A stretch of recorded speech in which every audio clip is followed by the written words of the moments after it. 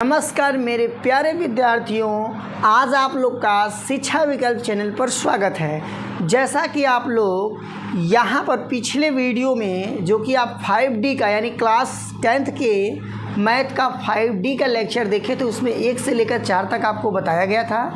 यहाँ पर हम लोग क्वेश्चन नंबर 5 से लेकर उसके बाद 7-8 तक देखने का प्रयास करेंगे, इसलिए आप लोग कंटिन्यू बने रहिए और इसको समझने का प्रयास करिए। तो जो हमारा 5वां क्वेश्चन है थोड़ा बहुत ज़्यादा लेंथी है, इसको हम पढ़ के बता देता हूँ और इसमें डिस्क्रिप्शन में इसका क्वेश्चन लिख दूँगा, आप लोग वहाँ से भी देख सकते हैं करते समय।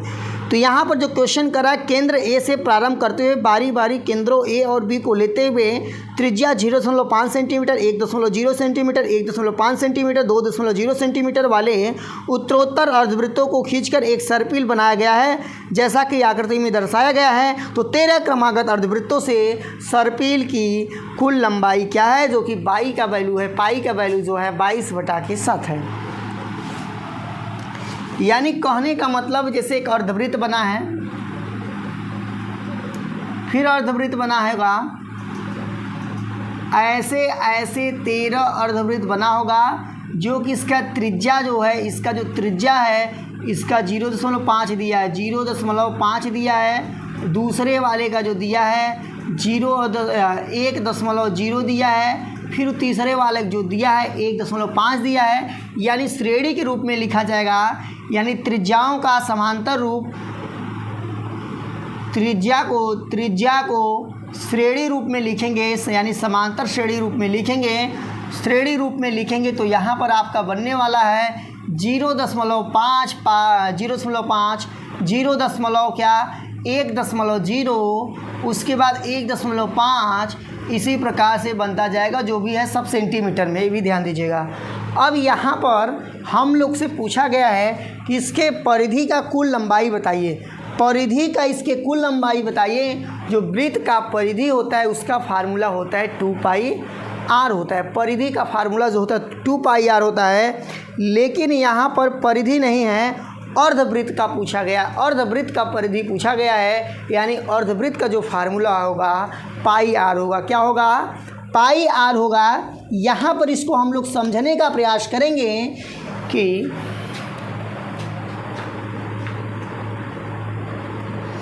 अर्धवृत्त का परिधि फार्मूला होता है आपका 2πr होता है।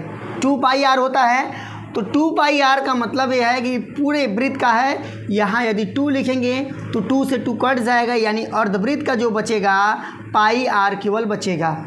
ठीक है, इतना समझ गए। अब हम निकालेंगे एक एक करके, यानी परिधि को C1 दर्शा देते हैं। C1 बराबर आपका होगा πr है।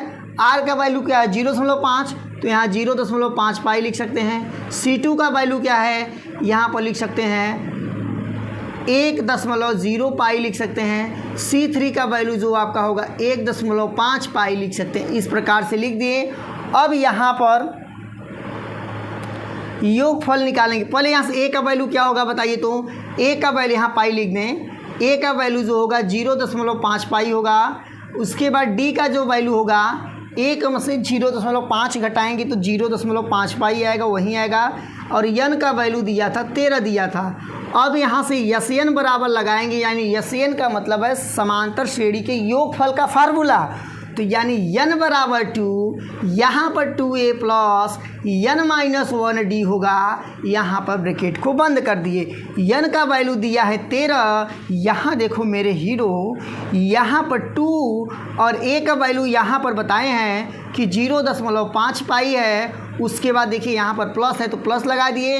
n का वैल्यू है 13 में से घटाओगे 12, हो जाएगा 12d, और 12 का d का वैल्यू जो है आपका 0.5 पाई है।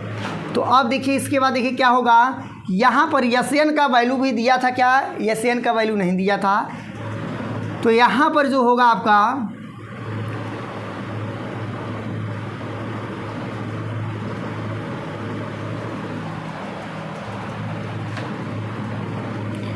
इसका गुणा जब इसमें कराया जाएगा तो यहाँ पर आपका हो जाएगा 1.0, यानी एक भी कह सकते, सिंपल सा एक लिखिए, 1 पाई होगा। ठीक है, अब देखिए यहाँ पर जब 12 का 5 में गुणा कराएंगे 60 होगा और दशमलव लगाएंगे एक स्थान पर तो यहाँ पर 6 पाई होगा। इस प्रकार से यहाँ देखिए 13/2 होगा, यहाँ पर 7 पाई होगा और यहाँ पर देखिए 13/2 हुआ, 13/2 हुआ और 7 हुआ। पाई का वैल्यू होता है 22/7 होता है।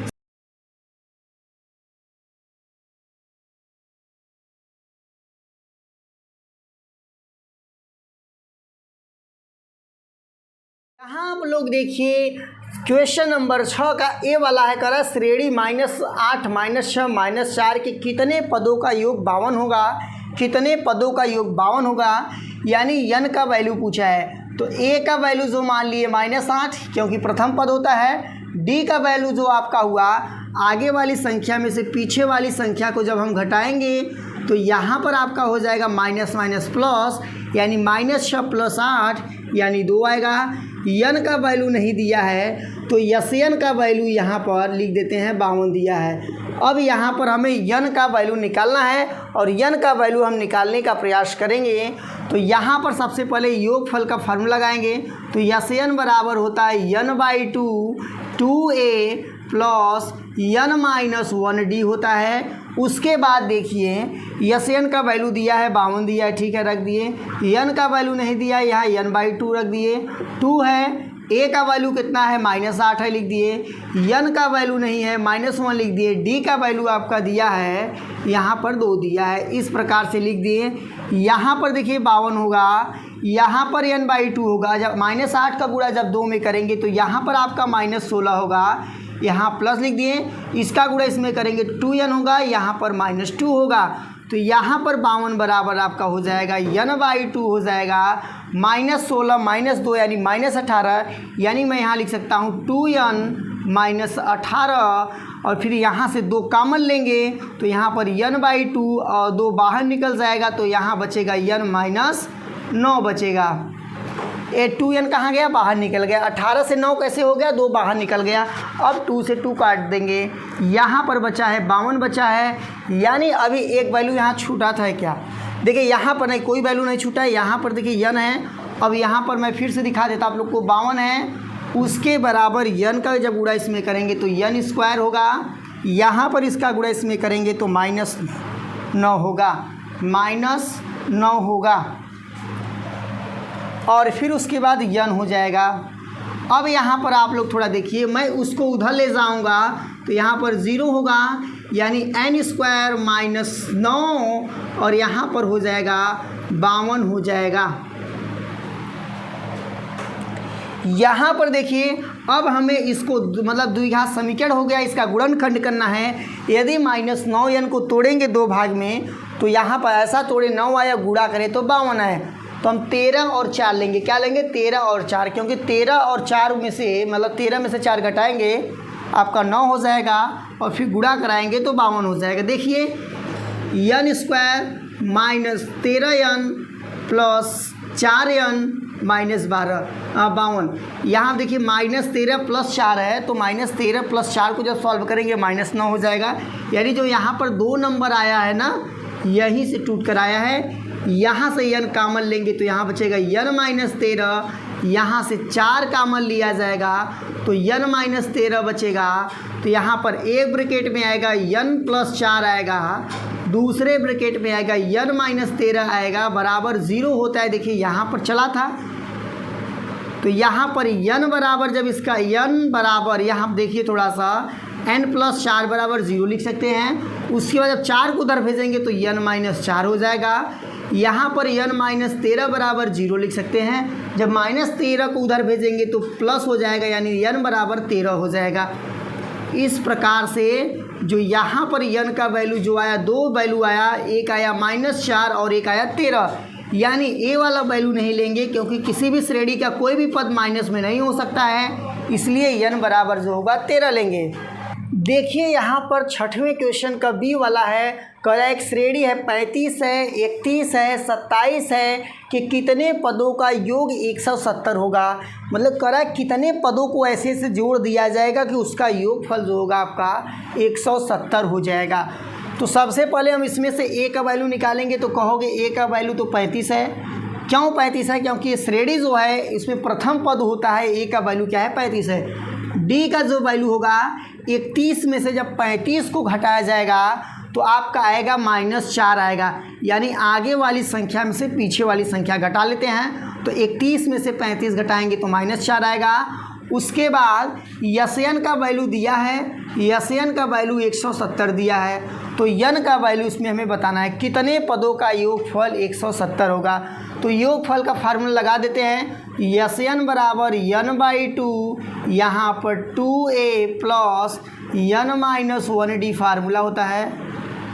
यन का वैल्यू है 170 है, यन का जो आप लोग का वैल्यू है यहाँ पर देखेंगे तो यन का वैल्यू तो दिया नहीं है, अब यहाँ पर 2 हो गया, ए का वैल्यू 35 है, यन का वैल्यू नहीं दिया है -1 हो गया, डी का वैल्यू दिया है -4 हो गया। इस प्रकार से लिख दिए। तो यहाँ पर होगा 170 बराबर n/2, यहाँ पर 35 दूना 70 होगा। जब -4 का गुणा यन में करेंगे तो -4n होगा, और -4 का गुणा जब -1 में करेंगे तो +4 होगा। इतना हो गया। अब देखिए यहाँ पर हम थोड़ा इसको जोड़ देंगे जो सॉल्व होने वाला है। तो देखिए n बटा के दो 70 4 74 -4 n हुआ। ठीक है, यहाँ से 2 कॉमन लेंगे, यहाँ से जब 2 कॉमन लेंगे तो आपका यहाँ से हो जाएगा 37 हो जाएगा, 37 हो जाएगा। यहाँ पर 2n हो जाएगा, 2 से 2 कट जाएगा, यहाँ पर जो आपका बचेगा 170 बराबर 37n, यानी n का गुणा 37 में कराएं -2n² बचेगा। ठीक है, इतना हो गया। उसके बाद देखिए, मैं सोचिए इस 2n² को इधर लाएंगे तो क्या होगा, 2n² आपका प्लस में हो गया। ठीक है, उसके बाद 37n को इधर लाएंगे तो -37n हो जाएगा, और ये वाला ये दोनों इधर आए हैं और ये तो अपने घर में ही है, तो यानी यहाँ पर हो जाएगा 170 हो जाएगा। ठीक है, इस प्रकार से हो गया। अब यहाँ पर आप लोग इसका गुणनखंड करने का नौबत आ गया। तो गुणनखंड करेंगे तो गुणनखंड करते समय हमें ध्यान देना पड़ता है कि यहाँ पर जब n² के बगल में कोई संख्या आ जाता है तो यहाँ पर अपने मन में गुणा करते हैं। तो 17 दूना 34, यानी हमें 340 लाना है। दो संख्या को ऐसे लें जिनको जोड़े घटाएं आपका आए 37 आए, और जब गुणा करें 340 आए। थोड़ा इससे भी समझ लेते हैं। देखिए यहाँ पर माइनस है और यहाँ पर प्लस है, यानी इससे संकेत हमें मिल जाता है कि दोनों संख्याएं माइनस में ही होंगी। दोनों संख्याएं यदि माइनस में होंगी तो हम सबसे पहले यहाँ पर देखिए 20 और 17 ले लें। 20 और 17 यानी -20 -17 ले लेंगे तो -20 और -17 आपका हो जाएगा -37 हो जाएगा, और गुणा करेंगे तो 17 दूना 34 यानी 340 हो जाएगा। तो हमें मिल गया -20 -17। तो यहाँ पर लिखेंगे 2n² -20n -17n, और यहाँ पर हो जाएगा +170। देखिए केवल तोड़ने के लिए इसका गुणा इसमें करके 340 तोड़े थे, लेकिन कहीं 340 लिखा नहीं जाता है। अब यहाँ से हम लोग के लेंगे कॉमन, 2n कॉमन लेंगे तो यहाँ आपका बचेगा n - 20 बचेगा, यानी 20 बचेगा। यहाँ से जब 17 कॉमन लिया जाएगा, यहाँ पर देखिए यहाँ पर क्या बचेगा 10 बचेगा ना, 2 कॉमन लिया गया था। यहाँ पर देखिए जब 17 कॉमन लिया जाएगा तो n - 10 बचेगा। दोनों ब्रैकेट सेम है यानी सही है। अब यहाँ पर देखिए 2n - 17 एक ब्रैकेट में हो जाएगा, दूसरे ब्रैकेट में हो जाएगा n - 10 = 0। 0 कहाँ से आया था?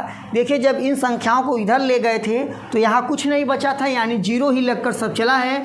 तो यहाँ पर 2n बराबर हो जाएगा 2n - 17 बराबर 0, तो यानी 2n बराबर हो जाएगा 17 बटा के 2 से यहाँ से 2 हटा देता हम ना, यहाँ लिख दिए।